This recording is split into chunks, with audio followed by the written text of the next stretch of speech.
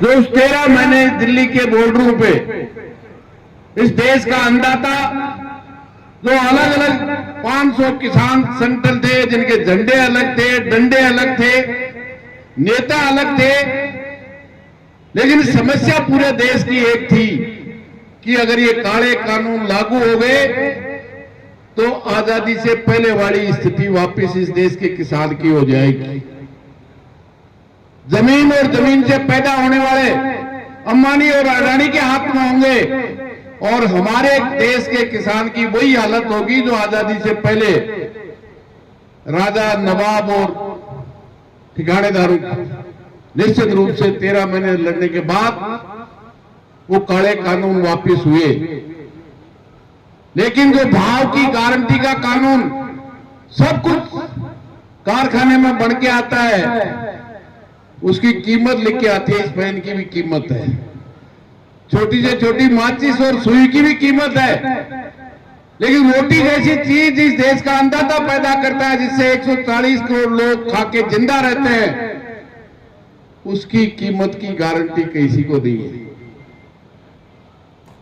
क्या भाव बिकेगा? आज बरसात होगी, आप बाजरा, ग्वार, मोट बीजेंगे, 4 महीने बाद वो किस भाव बिकेगा आप और हम कभी नहीं बता सकते।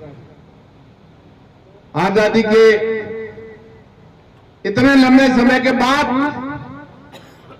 लेके जाएगा किसान, और लेने वाले कंपनियां अब तो वो तय करती हैं, चाहे बोली या कोई लगाए, उसकी बोली लगती है। और वही अनाज जब व्यापारी का हो जाए और गांव का गरीब खरीदने के लिए जाए और वो कहे पांचों खड़े होके कि हम बाहर निकाल बाजरे की बोरी और गेहूं की हम बोली लगाते हैं, 1 2 3 करके छोड़ देते हैं, व्यापारी लगाने देगा क्या? किसान को मारा। हमारे जवान जो इस देश में सबसे ज्यादा किसान का बेटा इस देश की सेना में सैनिक भर्ती होता था, उनको अग्निवीर बनाने का काम किया। तो 18-20 साल तक नौकरी करता था, अक्सर भी मैन बनता था। अगर सिविल में कोई नौकरी निकलती थी तो 12% उनको उसमें हिस्सेदारी मिलती थी, पेंशन मिलती थी, अक्सर भी मैन होता था।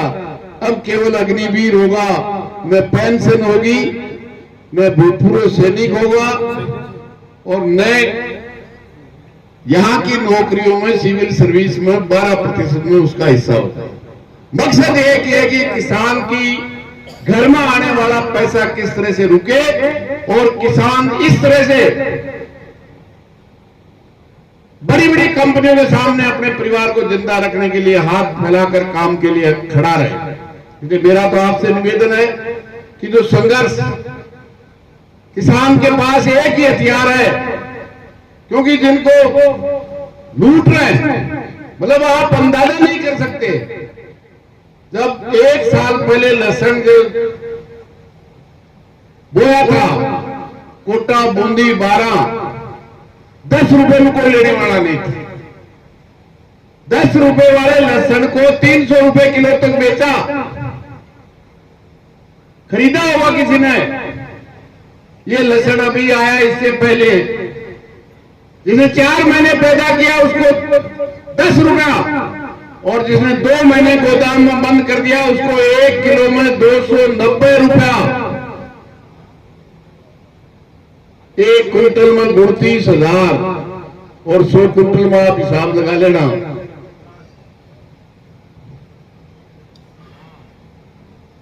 उनको पैसा रखने को जगह नहीं है, और लहसुन और प्याज पैदा करता है, उसको बरतने के लिए पैसा नहीं है।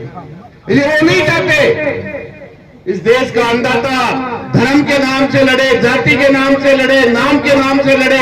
इसलिए मेरा तो आपसे एक ही निवेदन है, सब तमाम जो किसान संगठनों ने एकता बढ़ाकर लड़ी है, और 9 दिसंबर 2021 को समाप्त करके आंदोलन नहीं आए थे, स्थगित करके आए थे। और इस देश की सरकार ने लिख के दिया था कि इस देश के किसान को किसान की खरीद की एमएसपी की गारंटी हम देंगे। इस बात के लिए तो मैं धन्यवाद दूंगा जो 2014 में कहा था किसान को गारंटी दूंगा खरीद की, 2022 में किसान की आमदनी दूनी करूंगा, देश के नौजवान जो बेरोजगार हैं उनको हर साल 2 करोड़ को नौकरी और काम दूंगा। आमदनी तो दूनी नहीं हुई, लागत कई गुनी होगी। 50 वाला डीजल 95, 400 वाली डीएपी 1400, 50 किलो वाली 45 किलो, मतलब एक जगह नहीं हर जगह मारने का काम किया। लेकिन सब कुछ करने के बाद भी जो 400 पार की बात करते थे, संविधान बदलने की बात कर रहे थे, हमें करनाल करने की बात कर रहे थे, उनको 400 पार तो छोड़ो 270 पार भी नहीं हुई, 240 पे लाके रख दिया। अब वो मनमानी नहीं कर पाए। 234 सांसद इस देश के किसान और जवान और गरीब ने चुनकर भेजे। मैं आप सबको विश्वास दिलाता हूं, चाहे एमएसपी का सवाल हो, चाहे अग्निवीर को समाप्त करने का सवाल हो, हर जो नीतियां जो इस देश की जनता के खिलाफ बढ़ाई है, निश्चित रूप से देश की संसद परसों 24 तारीख से शपथ के साथ शुरुआत होगी। हर 230 सांसद जो जनता के हक और अधिकारों के लिए चुन के भेजे हैं, मैं समझता हूं सड़क पे भी आपके साथ जब भी जरूरत पड़ेगी, अमरा राम और उनका एक एक साथी आपके बीच में नहीं मिलेगा और आपकी आवाज बनकर के इस देश की संसद में इस तानाशाही से लड़ने का काम करेंगे। और जिस तरह से माफी मांग के काले कानून वापस लिए थे, ये अग्निवीर जो हमारे बेटों के साथ देश की सुरक्षा के साथ इस सरकार ने सबसे बड़ा विश्वासघात किया है, मैं समझता हूं इसमें आपका आशीर्वाद इसी तरह से मिलता रहेगा। हम जब 3 साथी चुन के गए थे, इसी जगह आप सबने स्वागत किया था और फिर देश की संसद में जो नारा लगता था अमरा दिल्ली जाएगा, निश्चित रूप से दिल्ली पहुंचने के कुछ आने के बाद आपने फिर स्वागत किया है। इसके लिए मैं आप सबका, किसानों का, जवानों का, आयोजन समिति का फिर हृदय से आभार व्यक्त करता हूँ। खक बाबा को पुनः नमन करता हूँ और उम्मीद करता हूँ हर संघर्ष में, विशेष तौर से जयपुर का जिले का बहुत बड़ा 100 घंटा आंदोलन में रहा है। जब 2005 में 8 दिन हम रहे थे, खाने की कमी थी, तो लोगों ने अनाज के रूप में, खाने के रूप में हर तरफ से, तन से, मन से और धन से ऐतिहासिक सहयोग किया था। और जब 8वें दिन अमरूदों के बाग का आंदोलन समाप्त हुआ तो 48 कुंटल गेहूं और आटा बचा था। ये आपकी देन थी, जिससे इस देश की सरकार, प्रदेश की सरकार को झुकाकर आपको जीत दिलाई थी। इसलिए मैं पुनः आपसे यही विनती करते हुए आप सबका, आयोजन समिति और तमाम आए हुए किसान नौजवान साथियों का और तमाम मंचस्थ अतिथियों का आभार व्यक्त करता हुआ मेरी बात समाप्त करूंगा। जय जवान, जय किसान, जय इंकलाब जिंदाबाद। धन्यवाद।